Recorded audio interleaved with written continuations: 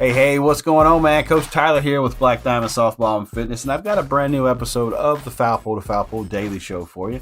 Today is Friday, January 26th. We are getting ever so close to the start of the 2024 college softball season, and I am just as excited as you are about that. Before we get into today's episode, I do want to remind you about our YouTube channel. It's youtube.com/@foulpole2foulpole. And please go check that out. If you haven't yet subscribed to that channel, please do so. Hit that subscribe button, turn on those notifications so you don't miss an episode. We're continuing to put out a lot of good content.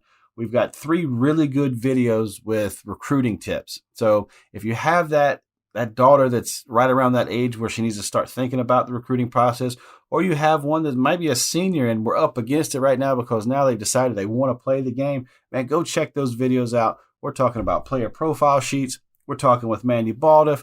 We're talking about a lot of different things that can help you help them. And that's what we do here over at Foul Pole to Foul Pole. We're trying to give you as much information as we can so that you can give them as much information as you can. All right.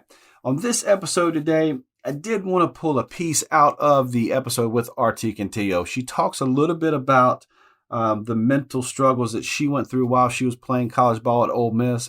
And it almost got to a point where she didn't think she wanted to play the game anymore. But after talking to some people that are close to her, she realized she loved the town, she loved the campus, she loved her friends, she loved everything about what she was doing, and it just stemmed from one bad test grade. But her example is definitely one we hear a lot about. So check this out. So it actually happened when I was in college, and it was my sophomore year, and I was probably just going through a sophomore slump, but it kind of dominated my life. Like, I was struggling with classes and everything. And the only way I could describe it was whenever the softball field felt like prison for me, because my scholarship was strictly softball. So if I didn't perform, if I didn't do, then my scholarship was going to get taken, and I can't afford college. So then I was going to go back home, and I just kind of let that spiral out of control. Yeah. And so there was and it happened for a long time. It wasn't something that just it was just that one day, or it was just that one week, and then it disappeared. No, it stayed for a couple months. Wow. And so I was talking to someone about maybe I'll transfer. Maybe this really isn't the place for me. Maybe I'll transfer. And I don't even remember who I was talking to, but they're like, well, do you like Oxford? I'm like, yeah, it's a really cool place. I really enjoy my time here. And it's close to Memphis. If Oxford doesn't have it, which Oxford was not what it was now. It didn't have all those things. But so I'm like, Memphis is close, but I get an actual small town, college town feel. Mm-hmm. And she said, okay, do you like your friends outside of softball? And I'm like, yeah, oh my gosh, I love them. They're great. Okay.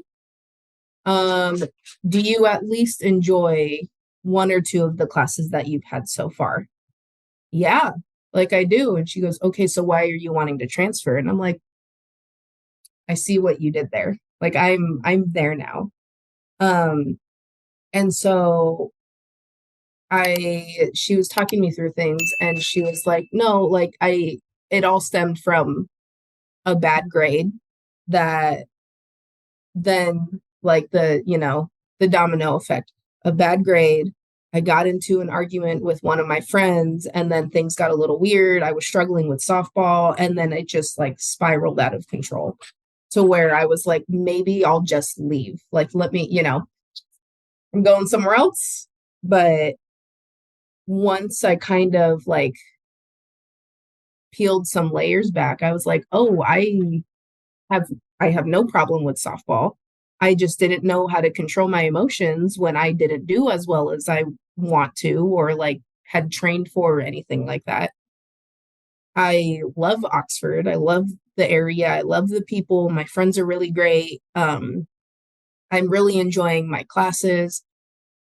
So it was a very slow, like it was almost a reality check. Like, hey, you have to figure out how to solve this and you have to work from the first step. So it was that career, me quitting my real job was the final, like, yeah, I don't think I couldn't see my life without softball. And you know what? There's a lot of girls that either they're in college or getting into high school, and they get to that. It almost might be like a burnout moment where it's just like Mhm. you could have a bad grade or whatever, maybe an argument, a bad couple of days at the office, and it's like, okay, well, why do I even play this game anymore? And then you start trying to look at everything, and you're just like, I'm out. It's Mhm. That's a real organic feeling that a lot of girls. I hope more and more they're able to talk about it Right. from your experience. It's like, look, it's not as bad as you think. Just take a step back and reassess everything that's going on and see if it is truly that bad. Now, if it is, of course, you got to take your proper steps, but Right. kind of get out of the situation a little bit. That's big. Mhm. I'm glad you mentioned that. So Yeah, I mean, I have no I talk about it often because when people talk about burnout or like they're not sure about softball anymore, I'm like, okay, well, why?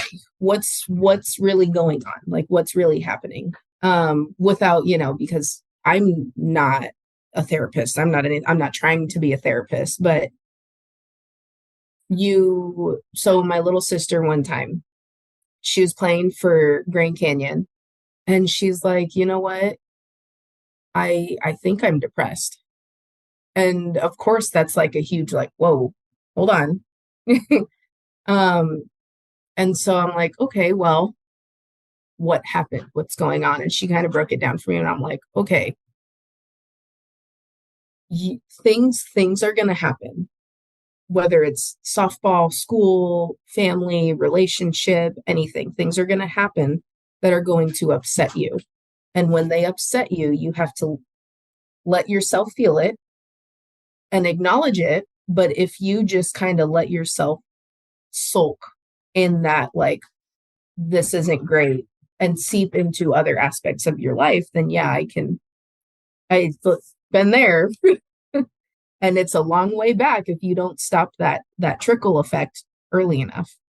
Um, so I always like I'm really grateful for Rhodes. They bring in a sports psychologist every Monday, and I know they're trying to get her to be full time, but she has her own practice. yeah, So, but yeah, they actually are really good about offering different avenues for not even just athletes, like just the students in general, because it's a lot, man. it's yeah, and having to navigate through maybe a feeling that you've never felt before, or like a different level of a feeling that you've never felt before or that you've had before. So it's I we talk about, hey, you got to train, you got to do this, you got to do this, you got to take care of your academics, but you really do need to kind of manage the emotional side of it. And then once you do that, honestly, it makes you a better athlete too. Like I couldn't tell you how much that helped me after once I figured it out, where I was mentally in a good place. And so I was like, yeah, literally nothing can tear me down now. Like I got this. That's a great feeling to have too. As bad as it feels like you're just like looking up and it's just like it's all bad. Once you get over that a little bit, it's such an amazing feeling. I know what you mean. I've been there. Yeah. You know what, these student athletes, they're getting away from mom and daddy for the first time, and it doesn't matter if they live Right. right across town from you. Hmm. Grew up. I mean, they're there. I mean, we're looking at them. They are young adults, Yes. but they're on campus. They're away from mom and daddy to a certain extent. Their decisions, they're living with their decisions now. You know what I mean? Like, hey, Yeah. what am I going to eat? When am I going to go to sleep? When am I going to study? There's a lot, these personal decisions, and it could get overwhelming when one or two of those decisions don't work out the way they thought it would. And then, like you said, it's a snowball effect, and then that trickle effect, and you're like, oh man, it's Hmm. rough. Yeah. Oh yeah. And it gets out of hand pretty quick, but Well, you know, it's college. You're supposed to experience those things. I mean, you're not supposed to be perfect. That's, I talked to a couple of different. I talked to Valerie Austin. She played at Minnesota, and then now she's a certified mental performance coach, and she does a lot of different things with the Army. And she comes on the podcast quite a bit. We talk a lot, and it's like, you know what?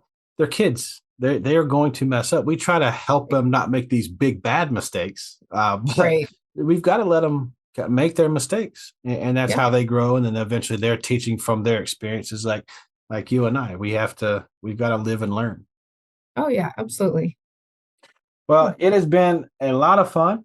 I've kept you on here longer than I told you I would. So I do appreciate you coming on here. I would love to have you on in the future again, maybe during the season if you have a few minutes, or after the season. I'd like to talk to you about how everything kind of went. Cool. Yeah. Yeah. Thanks for having me on. I really appreciate it. All right. So that's going to wrap it up for today's episode. Really appreciate you guys checking this one out. If you know someone that could be dealing with some mental stuff, maybe some depression and things like that, try to do the best you can to talk to them. And if you can't help them, maybe you can lead them in the right direction to get the help that they need. If you like this type of stuff, man, please share it with a friend. And when you do, you tell them you love them.